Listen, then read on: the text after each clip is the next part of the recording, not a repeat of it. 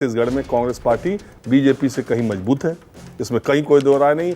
मध्य प्रदेश में बीजेपी के लिए बहुत सारी चुनौतियां हैं, उसकी बहुत सारी वजहें, लंबे समय का कार्यकाल। भी अब शिवराज सिंह चौहान का उस तरह से नाम आप देख रहे हैं, प्रधानमंत्री सारी रैलियों में शिवराज सिंह चौहान का नाम लिया और शिवराज सिंह चौहान को अपनी सरकार को वापस लाने में जिस सबसे बड़ी योजना को वो समझ रहे हैं, लाडली बहना योजना जो 3 महीना पहले शुरू हुई है, जिसमें 1250 रुपए मिल रहे हैं, जिस योजना का नाम वो बार बार लेते हैं, प्रधानमंत्री उस योजना का एक बार भी नाम अपनी रैली में आज तक नहीं लिए।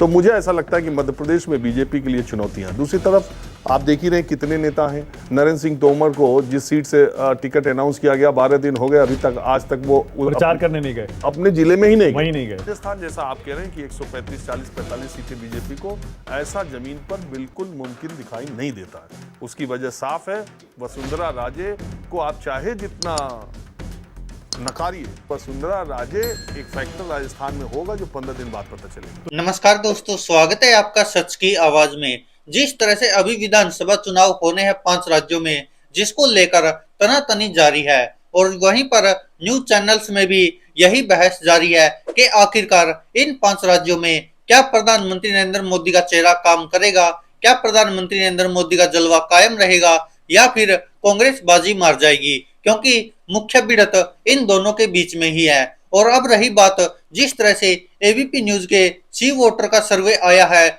जिसको लेकर कुछ हैरानीजनक बातें सामने आई है। जिस तरह से राजस्थान में सी वोटर भारतीय जनता पार्टी की 140 से ज्यादा सीटें दिखा रहा है, और अन्य जगह पर भी जिस तरह से मध्य प्रदेश में कांग्रेस की जीत दिखा रहा है और छत्तीसगढ़ में टक्कर दिखा रहा है कि कड़ा मुकाबला होगा और सरकार किसकी बनेगी। इसी को लेकर न्यूज 24 पर भी बहस जारी थी, जिसमें राजीव रंजन, जो कि माहौल क्या है काफी अच्छा शो चलाते हैं, उनसे जब राय जानी गई तो उन्होंने किस तरह से एबीपी न्यूज के इस सी वोटर की धज्जियां उड़ाई और क्या कुछ कहा, आइए आपको भी दिखाते हैं। कौन जीत रहा है ये, खासतौर से ये हिंदी बेल्ट के 3 राज्य। राजीव, आपका असेसमेंट क्या है? मध्य प्रदेश, राजस्थान, छत्तीसगढ़ का ये जो नया सर्वे आया है कल एबीपी सी वोटर का, इसमें मध्य प्रदेश में कांग्रेस आगे है बट स्लाइट एज है। राजस्थान में बीजेपी को बहुत तगड़ी बढ़त है, 127 से 137 200 में से, और छत्तीसगढ़ में कांटे की टक्कर है, लेकिन कांग्रेस थोड़ा सा आगे। आप ठीक लग रहा है आपको ये? देखिए, वो सर्वे जो आया है सो आया है। आलोक जी कांग्रेस के नेता हैं, रोज किसी न किसी टीवी चैनल पे बैठे रहते हैं, पूरा देश इनको कांग्रेस प्रवक्ता के तौर पे जानता है, और ये कह रहे हैं कि ये सर्वे करके आए हैं और इतनी सीटें ये बता रहे हैं। चेहरा देखते ही आदमी समझेगा ये कांग्रेस के नेता है, तो इनसे बोलेगा बीजेपी की सरकार आ रही है यहाँ पर। जाहिर है, वो तो है, वो इसीलिए मैंने भेज दिया। और अभी आरपी सिंह के पास, अभी आप आरपी सिंह के पास जाएंगे तो इसमें 5-5 सीटें वो और बढ़ा के बीजेपी की बता देंगे। मूल बात यह है कि छत्तीसगढ़ में कांग्रेस पार्टी बीजेपी से कहीं मजबूत है, इसमें कहीं कोई दो राय नहीं। मध्य प्रदेश में बीजेपी के लिए बहुत सारी चुनौतियां हैं, उसकी बहुत सारी वजहें, लंबे समय का कार्यकाल, और ऐसा नहीं है कि एंटी इनकम्बेंसी सरकार के काम के खिलाफ है। एंटी इनकम्बेंसी, मुझे एक लड़का मध्य प्रदेश में कह रहा था कि जब मैं 12 साल का था तब भी शिवराज सिंह चौहान ही मुख्यमंत्री थे, मैं 30 साल का हो गया, मेरा बेटा 10 साल का होने वाला है और तब भी शिवराज सिंह चौहान मुख्यमंत्री है। तो एक ये इससे सुनने से ऐसा लगता है, ये बातें करने से फटीग फैक्टर होता है, फटीग। और दूसरी बात यह है कि बीजेपी भी अब शिवराज सिंह चौहान का उस तरह से नाम आप देख रहे हैं, प्रधानमंत्री सारी रैलियों में शिवराज सिंह चौहान का नाम लिया और शिवराज सिंह चौहान को अपनी सरकार को वापस लाने में जिस सबसे बड़ी योजना को वो समझ रहे हैं, लाडली बहना योजना जो 3 महीना पहले शुरू हुई है, जिसमें 1250 रुपए मिल रहे हैं, जिस योजना का नाम वो बार बार लेते हैं, प्रधानमंत्री उस योजना का एक बार भी नाम अपनी रैली में आज तक नहीं लिए। तो मुझे ऐसा लगता है कि मध्य प्रदेश में बीजेपी के लिए चुनौतियां। दूसरी तरफ आप देख ही रहे हैं कितने नेता हैं। नरेंद्र सिंह तोमर को जिस सीट से टिकट अनाउंस किया गया, 12 दिन हो गए, अभी तक आज तक वो प्रचार करने नहीं गए, अपने जिले में ही नहीं गए। हाँ, और कैलाश विजयवर्गीय के बेटे आकाश विजयवर्गीय का टिकट होल्ड हो गया, और कैलाश विजयवर्गीय जिस दिन जा रहे हैं अपने विधानसभा में, कह रहे हैं मैं इधर से इशारा करूंगा भोपाल से काम हो जाएगा। तो आप समझिए कि कितनी टफ फाइट में है कि वो लोगों को ये बताना चाहते हैं कि मैं सीएम कैंडिडेट भी हूं या बन सकता हूं। अभी अलग अलग दतिया में, दूसरी जगहों पर यही स्थिति है। तो कांग्रेस के लिए मैं ये नहीं कह रहा हूं कि कांग्रेस की कोई लहर है और कमलनाथ का कोई आकर्षण है। भारतीय जनता पार्टी के लिए बहुत चुनौतीपूर्ण है मध्य प्रदेश, और राजस्थान जैसा आप कह रहे हैं कि 135, 40, 45 सीटें बीजेपी को, ऐसा जमीन पर बिल्कुल मुमकिन दिखाई नहीं देता है। उसकी वजह साफ है, वसुंधरा राजे को आप चाहे जितना नकारिए, लेकिन वसुंधरा राजे की बीजेपी संगठन, नेताओं जनता के बीच। वो हालांकि कई बार एसेट है, कई जगह लायबिलिटी है, कई जगह एसेट है और कई जगह लायबिलिटी है, ये अलग बात है। लेकिन वसुंधरा राजे एक फैक्टर राजस्थान में होगा जो 15 दिन बाद पता चलेगा। तो ये बढ़त क्यों दिखाई दे रही है फिर, अगर वसुंधरा को बीजेपी ने चेहरा ही नहीं बनाया तो? नहीं, बीजेपी ने चेहरा नहीं बनाया, ये तो बहुत पहले से तय था। पिछली बार भी आपने देखा था कितनी मशक्कत हुई थी। मैं तो सिर्फ आपसे ये बात कह रहा हूं कि जो 135-40 दिखाई दे रहा है, निश्चित तौर पर 3 दिसंबर को हम लोग बैठेंगे, ये रिजल्ट नहीं आएगा। चाहे बीजेपी आएगी भी तो 140 सीटों तक नहीं जाएगी। मतलब आप ये कह रहे हैं वसुंधरा को आगे न करके बीजेपी गलती कर रही है? नहीं, मुझे ये लग रहा है कि फिर टिकटों का जो बंटवारा अभी हुआ है, जो टिकटों का बंटवारा हुआ है बीजेपी में, और जो अभी कांग्रेस में टिकटों का बंटवारा होगा, उससे ज्यादा पोजीशन क्लियर। देखिए, एक बहुत इंटरेस्टिंग बात है, राजस्थान और मध्य प्रदेश में मामला यह है कि अगर आपको बीजेपी से टिकट नहीं मिलेगा तो 2 मिनट में कांग्रेस दे देगी, कांग्रेस से नहीं मिलेगा तो बीजेपी दे देगी। वहां बहुत पार्टी का ये नहीं, बहुत 40 से ज्यादा सीटें ऐसी हैं जहां कैंडिडेट बहुत इंपॉर्टेंट है, तो वो इधर से चला। अच्छा, उनको इससे मतलब नहीं, आप टिकट लाए, बीजेपी से लाए तो भी आपके साथ, कांग्रेस से लाए तो भी आपके साथ। तीसरी जो इंपॉर्टेंट बात है मध्य प्रदेश में, वो ये कि पिछले 2018 के चुनाव में आप देखें तो 5% वोट मायावती को मिले थे, 2 सीटें मिली थी, जिसकी वजह से करीब 12-13 सीटें कांग्रेस पार्टी हार गई थी। अब इस बार मायावती का क्या रोल होगा?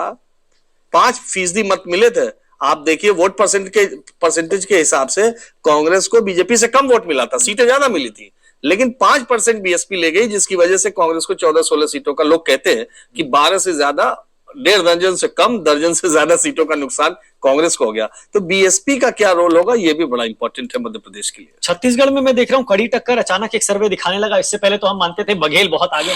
छत्तीसगढ़ का ये सर्वे मुझे तो सरप्राइज कर रहा है, क्योंकि इसमें इतनी कांटे की टक्कर दिखाई जा रही है। 45 से 51 है कांग्रेस, मतलब 90 है, 45 का बहुमत का आंकड़ा। देखिए, हम लोग तो टीवी में काम करते हैं और इतने दिनों में टुडेज, चाणक्य, न्यूज 24 के अलावा किसी सर्वे पे हमको विश्वास नहीं रहा।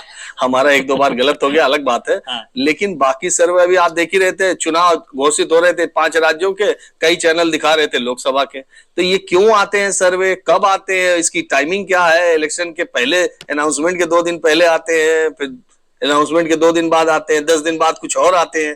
तो मैं उसमें नहीं जाना चाह रहा हूं, उनके जो भी तरीके हो। आपने मुझसे सवाल पूछा कि मैं गया था और मैं कल। अच्छा, आप तो अब तो हाल के दिनों में एक बड़े हिस्से को कवर करके भी आए हैं। अगर मैं आपसे ये कहूं कि देश का मूड क्या है, क्योंकि देश के जितने सर्वे आए हैं लोकसभा के, उसमें 300 पार एनडीए है, बीजेपी 290, 260, 260 तो शायद एक आध नहीं आया, 275, 280, कुल मिलाकर अभी भी सारा अगर आप मिला दें, जितना भी आपने एरिया कवर किया है हाल के 4, 6, 8 महीने में, आपका असेसमेंट अभी भी यही रहेगा? मैं तो हमेशा कहता हूं कि इंडिया में और एनडीए में कोई फर्क नहीं है, बस एक इक्का है, नरेंद्र मोदी का चेहरा। वो चला तो फिर इंडिया हारेगा, वो नहीं चला तो फिर इंडिया जीत जाएगा। इंडिया और इंडिया में कोई फर्क नहीं है, पार्टी में, नेताओं में, लोगों की अपील में, सब चीजों में। सिर्फ मोदी, नरेंद्र मोदी का चेहरा एक ही चीज है। तो आप जहां जा रहे हैं मोदी पर ही बात होती है? हाँ, मोदी फैक्टर मुझे दिखाई देता है। अब चुनाव होगा, मोदी को आना है कि मोदी को जाना है, इसी पर होगा। यानी इसी पर होगा, लोग देंगे मोदी के लिए, देंगे मोदी के खिलाफ, या तो मोदी के साथ हो या मोदी के खिलाफ। बिल्कुल। ओके संजय जी, क्या ये अपने आप में एक अलग तरह का चुनाव होने वाला है 2024 का? कि गठबंधन तो बन गया, जिनके पास एक चेहरा नहीं है, इंडिया गठबंधन, बीजेपी के पास, एनडीए के पास नरेंद्र मोदी है, जैसा राजीव रंजन कह रहे हैं, ये चुनाव या तो मोदी के पक्ष में होगा या मोदी के खिलाफ होगा? बिल्कुल, मैं राजीव रंजन जी की बात से सहमत हूं, क्योंकि कई बार ऐसी चर्चा होती रही है कि क्या ये चुनाव मोदी वर्सेस राहुल गांधी होगा, मोदी वर्सेस कोई और होगा, और मेरा भी यही मानना है कि ये मोदी वर्सेस ऑल कोई और नहीं होगा। ये चुनाव 2024 का चुनाव एक रेफरेंडम की ओर बढ़ रहा है, और वो रेफरेंडम होगा प्रधानमंत्री नरेंद्र मोदी के चेहरे पर। अगर आप प्रधानमंत्री नरेंद्र मोदी को दोबारा प्राइम मिनिस्टर के रूप में देखना चाहते हैं, आप बीजेपी को वोट देंगे। आप तमाम उनके, अगर आप कुछ काम, उनके कुछ कामों से नाराज भी हैं, आप उसको नकार देंगे, आप उसको साइड कर देंगे। आप कहेंगे हाँ बेरोजगारी बढ़ी है, महंगाई बढ़ी है, लेकिन चाहिए तो मुझे नरेंद्र मोदी, हमें नरेंद्र मोदी ही पसंद है, तो आप नरेंद्र मोदी को वोट देंगे।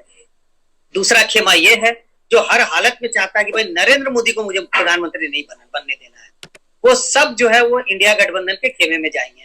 तो राजीव रंजन जी की बात से मैं बिल्कुल सहमत हूं। मेरा भी यही मानना है, 2024 का चुनाव प्रधानमंत्री नरेंद्र मोदी के चेहरे पर एक रेफरेंडम होने वाला है, उनके बारे में, उन पर एक रेफरेंडम है।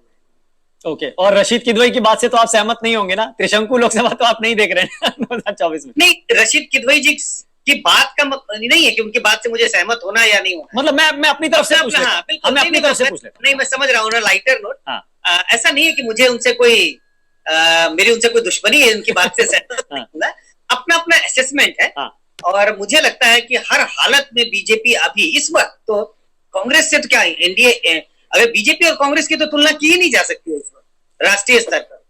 बहुत अंतर है, बड़ा लंबा फासला है। और इंडिया और एनडीए गठबंधन की अगर बात करें तो भी मुझे लगता है फासला बहुत बड़ा है इस वक्त। तो आपने देखा दोस्तों, जिस तरह से अभी पहले विधानसभा चुनाव होंगे 5 राज्यों में, और उसके बाद 2023 के बाद 2024 में लोकसभा चुनाव होंगे, उसको लेकर अलग अलग पत्रकारों की अलग अलग प्रतिक्रिया है। क्योंकि जहां वरिष्ठ पत्रकार राजीव रंजन कह रहे कि यह चुनाव इंडिया या एनडीए का नहीं है, बल्कि लोगों, दो ही तरह के लोग हैं जो वो भी सर्वे करते रहते, घूमते रहते हैं। वो कहते कि लोग या तो प्रधानमंत्री नरेंद्र मोदी को एक बार फिर से प्रधानमंत्री बनाना चाहते हैं, या फिर वो प्रधानमंत्री के पद पर मोदी जी को देखना नहीं चाहते। सिर्फ इसी के ऊपर चुनाव होगा 2024 का लोकसभा चुनाव, जिसमें पता चलेगा कि आखिरकार एनडीए की सरकार आएगी या इंडिया की सरकार आएगी। उनका कहना कि वहां पर नेताओं की भी ज्यादा विश्वसनीयता नहीं है कि कौन खड़ा है कौन नहीं है, कौन लोकसभा का चुनाव लड़ रहा है। सिर्फ एक चेहरा है जो तुरुप का इक्का है भारतीय जनता पार्टी के लिए, वो है प्रधानमंत्री नरेंद्र मोदी का चेहरा। अगर प्रधानमंत्री नरेंद्र मोदी का चेहरा एक बार फिर से चल गया तो एनडीए को सरकार बनाने से कोई नहीं रोक सकता, और अगर प्रधानमंत्री का चेहरा नहीं चला तो एनडीए को कोई जिता भी नहीं सकता। तो इससे साफ हो जाता है कि 2024 के लोकसभा चुनाव सीधे सीधे प्रधानमंत्री नरेंद्र मोदी की साख दांव पर लगी है। अगर वह जीत जाते हैं तो एक बार फिर से मोदी मैजिक चलेगा, और अगर हार जाते हैं एनडीए तो समझ लेना कि मोदी मैजिक खत्म हो गया है। और दोस्तों, रही बात एबीपी न्यूज के सी वोटर सर्वे की, तो इस पर भी राजीव रंजन साफ साफ कहते कि उनको तो अपने सर्वे के अलावा किसी सर्वे पर यकीन नहीं है। और उन्होंने ये भी बात कही कि हम तो टीवी में काम करते हैं, तो वो यही समझाना चाह रहे थे कि किस तरह सर्वे किए जाते हैं, किस तरह टाइमिंग होती है। विधानसभा चुनाव होने हैं लेकिन सर्वे लोकसभा चुनाव के दिखाए जा रहे हैं। तो इससे ये तो साफ है कि बहुत सारे टीवी चैनल जिनको के भारतीय जनता पार्टी का समर्थक कहा जाता है, या फिर